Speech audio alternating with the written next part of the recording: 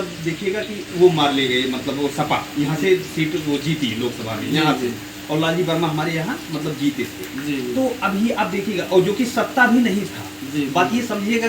अच्छा, त्रिकोणीय हुई तो अच्छा तीसरे पायदान से उसमें 2 राय।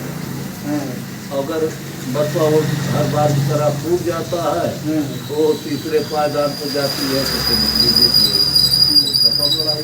नमस्कार, मैं हूं राहुल अयोध्यावासी। आप देख रहे हैं हिंदी समाचार। जैसे देख रहे हैं, जो कटेहरी उपचुनाव है बिल्कुल चर्चा का विषय बना हुआ है। जब से यहां से बीजेपी लोकसभा चुनाव हारी हुई है तब से पूरे भारत में चर्चा का विषय बना हुआ है। अयोध्या को लेके, अयोध्या के चारों तरफ की जो सीटें बीजेपी हार गई है उसकी वजह से ये जो चर्चा का विषय बना है। यहाँ पर उपचुनाव भी होना है तो जानते हैं जनता के बीच में है, और आप देख रहे हैं बारिश का मौसम है तो यहाँ एक चाय की दुकान है, कुछ लोग मौजूद हैं और हम बात करेंगे, जाने क्या यहाँ से इस बार बीजेपी पुनः वापसी कर पाएगी कि नहीं।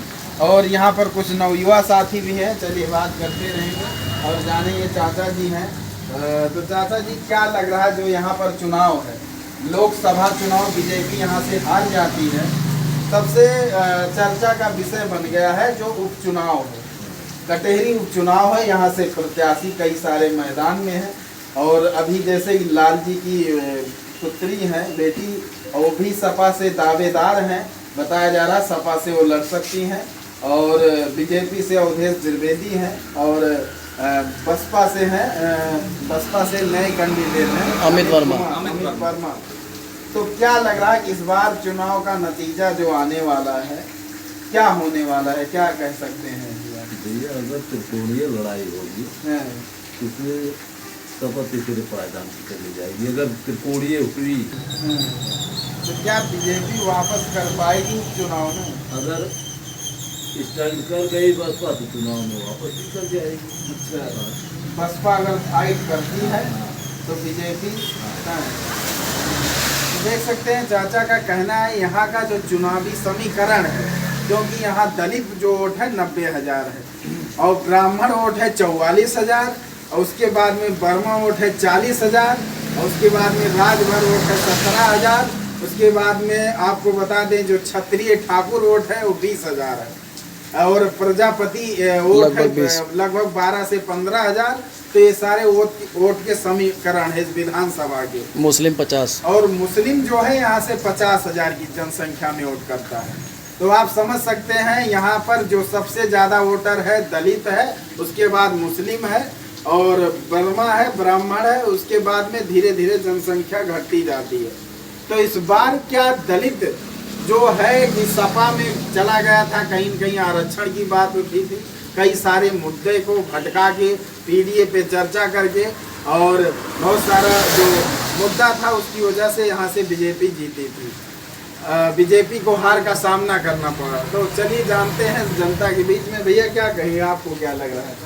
2 शब्दों में बताइए क्या लग रहा तभी मैं यहाँ से बीजेपी जो है हारी है तो बिल्कुल जुनून में है कि इस बार ये सीट जाने नहीं देंगे। क्या लग रहा है, जनता इस बार बदलने वाली है, बीजेपी को वापसी हो पाएगी? नहीं, बीजेपी की वापसी मुश्किल है। अभी चाचा कह रहे हैं जैसे त्रिकोणीय लड़ाई है, तो त्रिकोणीय में क्या आपको लग रहा, कौन मजबूती बनाते दिखाई दे रहा है? अभी तो कुछ नहीं कहा जा सकता। सपा भाजपा बसपा में कौन? भाजपा फिर भी अभी देख रहे हैं अवधेश द्विवेदी कौन आगे, एक का नाम लेना पड़ेगा तो कौन? सपा बीजेपी में दोनों में भी ज्यादा टक्कर दिखाई दे रही है, और कहीं न कहीं इस बार बसपा भी उभर रही है। हाँ, बसपा उभर रही है। हाँ, तो क्या लग रहा है कि किसका फायदा होने वाला है? इस बार बसपा का हो सकता है। बसपा का हो सकता है। हाँ। भैया, क्या कहेंगे आप? कुछ नहीं, आइए सर। तो देखिए भैया हैं, आप भैया से बात करते हैं, जानते हैं क्या लग रहा है कि आपके हिसाब से यहाँ पे बीजेपी जी, जैसा कि लोकसभा चुनाव हारने के बाद में काफ़ी चर्चा का विषय बना है, अयोध्या के आसपास की कई सीटें बीजेपी को गंवानी पड़ी। तो इस बार क्या लग रहा है कि यहाँ की जो लड़ाई है विधानसभा उपचुनाव में, क्या लग रहा है आपको, कौन मजबूती से लड़ सकता है? जैसे कि क्या है, ये जो क्षेत्र है अम्बेडकर नगर, यहाँ जो आपने अभी बात किया मतलब दादाजी से कि मतलब वोट जो है यहाँ परसेंटेज के मामले में जो 80 है, जो दलित वर्ग है उनकी वोट ज़्यादा संख्या में है। जी। और उसके साथ साथ यहाँ का जैसे टिकट बसपा के मतलब जो वर्मा जी बता रहे हैं वो पाएंगे टिकट, तो वो क्या है कि अगर उसमें अगर वो टिकट पाते हैं तो उनको कई जातियों का वोट मिल जाता है और वो सपोर्ट ज़्यादा हो सकता है और वहाँ पर चांस जो होता है वो जीतने का बढ़ जाता है। क्योंकि आप अभी देखिए पिछले मतलब 2-3 महीने जो ये अभी लोकसभा चुनाव हुआ, आप इसमें देखिएगा कि कितना मतलब आप लोगों ने आंकड़ा लगाया कि अब वहाँ जो रितेश पांडे यहाँ से लड़े और उन्होंने अच्छा खासा जो बनाया ठीक था और युवा में अच्छे मतलब एक नेता भी माने जाते हैं, लेकिन फिर भी आप ये सोचिएगा कि सब कुछ होने के बावजूद भी जो है मतलब यहाँ से फिर इसलिए उन्होंने लाख वोटों से जीता आगे होकर 1-1.5 लाख वोटों से। और फिर उसके साथ साथ फिर यही मामला देखिए हो सक रहा है, मतलब ये जैसा मतलब आप देख रहे हैं ऐसा हो सकता है। दादाजी ने बताया कि यहाँ पर वोट जो है वो एससी के ज़्यादा है और उसके साथ साथ उसमें अहिर वर्ग है जो यादव वर्ग हैं और उसमें थोड़ा सा जो है एससी भी है और बाकी तो जो है थोड़ा सा आप ये तो जानते ही हैं कि अगर मतलब टिकट जो होता है वो तो उसमें जातवाद तो है ही हर जगह। अगर आप ये समझिएगा कि कोई मतलब सपा से अगर कोई टिकट पाया यहाँ से तो आप जाहिर सी बात इसको सोचिएगा कि मुसलमान और यादव जात उसको जाहिर सपोर्ट करेंगे। जी बिल्कुल। तो ऐसा ही यहाँ का चुनाव है, तो यहाँ पर जितना संख्या जिसका ज्यादा हो रहा है उसी का थोड़ा सा यहाँ रुझान माना जाता है एक आंकड़े के अनुसार। जी बिल्कुल। तो इसीलिए हम कह रहे हैं कि मान लो अगर लड़ते हैं सब और अवधेश द्विवेदी जी जो कि अभी होल्डिंग बैनर लगवाए बड़े, तो उनके हिसाब से तो वो 1-2 बार जो मतलब लड़ चुके पहले चुनाव, आप तो समझ रहे होंगे इस जो है अम्बेडकर नगर यहाँ से चुनाव उन्होंने लड़ा लेकिन उनको सफलता नहीं मिली। तो क्या है कि थोड़ा सा मन में ये आ जाता है कि मतलब जिनको टिकट मिलती है अगर उनका थोड़ा सा जो अपना पार्टी का वो जो दबदबा है अगर वो मजबूत ना रहे तो थोड़ा सा वो पार्टी सोचती है टिकट के लिए कि भाई ऐसे प्रत्याशी को दिया जाए जिसकी जो है अपना एक रेपुटेशन और छवि उसकी अच्छी हो।